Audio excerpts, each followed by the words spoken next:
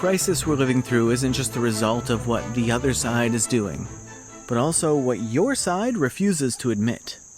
What if the political ground that MAGA now stands on was left empty? This video is not a defense of Republican extremism. It's not a both sides dodge or a whataboutism spiral. It is a civic warning, one rooted in American history and in the wisdom of the founding generation. Because what happens when a major party, the party of reason, institutions, and civil rights, begins to lose touch with lived experience, when it stops reflecting its base and starts talking in moral slogans, managerial euphemisms, or cultural scolding. That's how a vacuum opens up, and history shows us something always rushes in to fill a vacuum. Today we'll explore 3 of those vacuums: masculinity, immigration, and public trust, and why the Democratic Party must own its half of this national dysfunction before it's too late. Let's start with a simple, but increasingly radioactive question. What is the Democratic Party's story about what it means to be a man? Over the past decade, much of the left's messaging around masculinity has focused on harm reduction, talking about toxic masculinity, male privilege, and patterns of domination.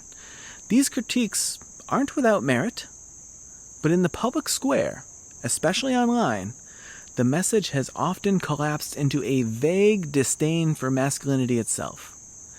It's not that Democrats are saying men are bad. It's that they too often say nothing at all to men who are struggling.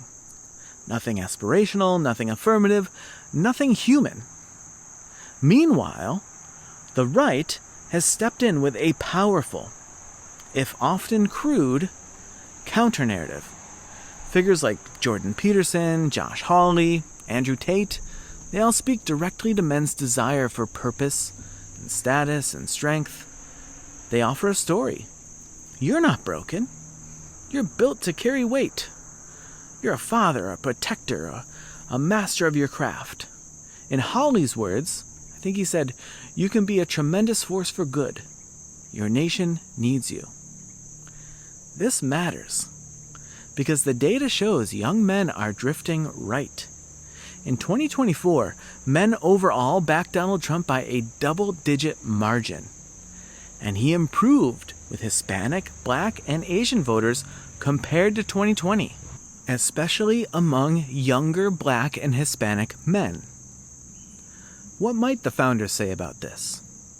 Alexander Hamilton in Federalist 57 wrote that governments must do 2 things: obtain leaders of virtue, and take the most effectual precautions for keeping them virtuous. He believed in ambition, duty, and excellence, not just regulation of bad behavior, but cultivation of character. A healthy republic doesn't just punish harmful masculinity, it offers men a civic identity worthy of their strength. Democrats ignore that at their peril. Next, immigration.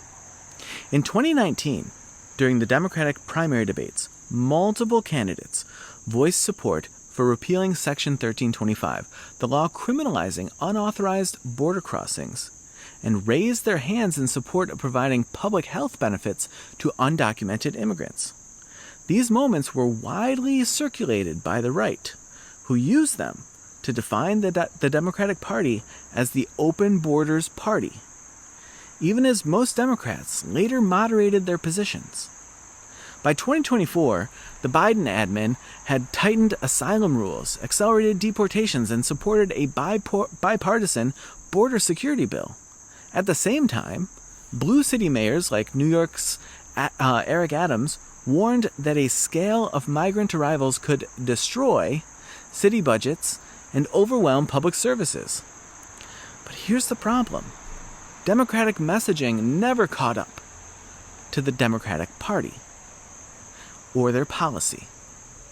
Leaders rarely explained why their position shifted or how much earlier messaging had contributed to a perception of permissiveness. The result was confusion. Critics called it hypocrisy. Supporters saw it as retreat. And the narrative never reset. Meanwhile, Republicans offered visual clarity. Buses of migrants on camera, border wall stunts, governors staging flights to Martha's Vineyard. Their rhetoric was invasion, flood, chaos, and it was blunt and cruel and often inaccurate, but it stuck. James Madison once wrote, "If men were angels, no government would be necessary." Governing requires recognizing not just ideals, but limits. And when a party promises both open arms and seamless administration, but delivers neither, the public remembers. Finally, the question of trust. Over the past few years, the Democratic Party has come to represent, fairly or not, the establishment, the institutions, the experts. This worked for a while, but trust is fragile. When inflation surged in 2021, administration officials initially called it transitory. When parents raised concerns about prolonged school closures, many were dismissed or told, "Trust the science." When social media platforms restricted the Hunter Biden laptop story, which was later partially verified, Democrats leaned on narrative discipline rather than reckoning with the long-term cost. And the result was a credibility gap. Polls in 2025 show that public confidence in institutions, including Congress, media, higher education, remains at or near historic lows. Crucially, that erosion is no longer limited to conservatives. Many Democrats now express skepticism of the very institutions their party has wrapped itself around. Meanwhile, Republicans have seized the low-trust terrain. They don't promise competence. They promise revenge. Their rhetoric frames distrust not as a problem to solve, but a weapon to wield. George Washington warned in his farewell address about the spirit of party, saying it would enfeeble public administration and open the door to foreign influence and corruption. He feared that parties would substitute their own goals for the will of the people, and that demagogues would rise to meet unmet needs. That's what we're seeing. And Democrats are not just victims of that wave, they helped shape the water. This dynamic isn't new. In the 1890s, both major parties ignored the growing rural backlash against industrial capitalism and tight monetary policy. That blind spot gave rise to populist movements, which reshaped American politics and forced long-ignored issues like agricultural debt and railroad monopolies onto the national stage. In the 1850s, the Democratic Party's push for popular sovereignty, letting states vote on slavery, misread the country's moral pulse. It triggered violent conflict in Kansas and helped birth the Republican Party. In 1968, Democrats were fractured by the Vietnam War and civil rights tensions and riots at their own national convention. Richard Nixon, of all people, swept in with the promise of restoring order and speaking for what he called the silent majority. Each time, one party failed to hear the people. Each time, a louder and often more extreme voice said, "I hear you. Follow me." When Hamilton warned about demagogues, he wrote that they begin by paying an obsequious court to the people, commencing demagogues and ending tyrants. That's the arc we are on. One who starts as a demagogue and inevitably ends as a tyrant, unless something changes. This isn't about blame.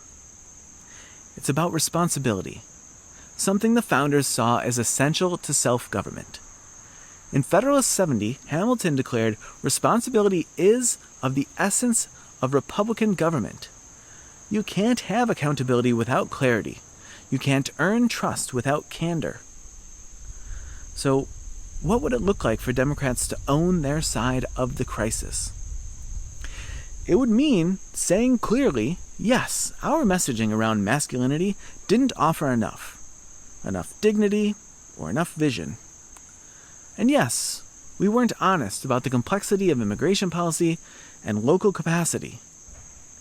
And yes, we leaned too hard on institutional trust without recognizing how broken that trust has already become. That kind of admission isn't weakness. It is leadership. Because the party that names its mistakes can reset the conversation. The party that listens and speaks in plain terms can rebuild trust. And the party that reclaims moral clarity from both cynicism and chaos may shape the next American chapter. So here's the question. What truths is your side still refusing to say out loud? And what would change if it did?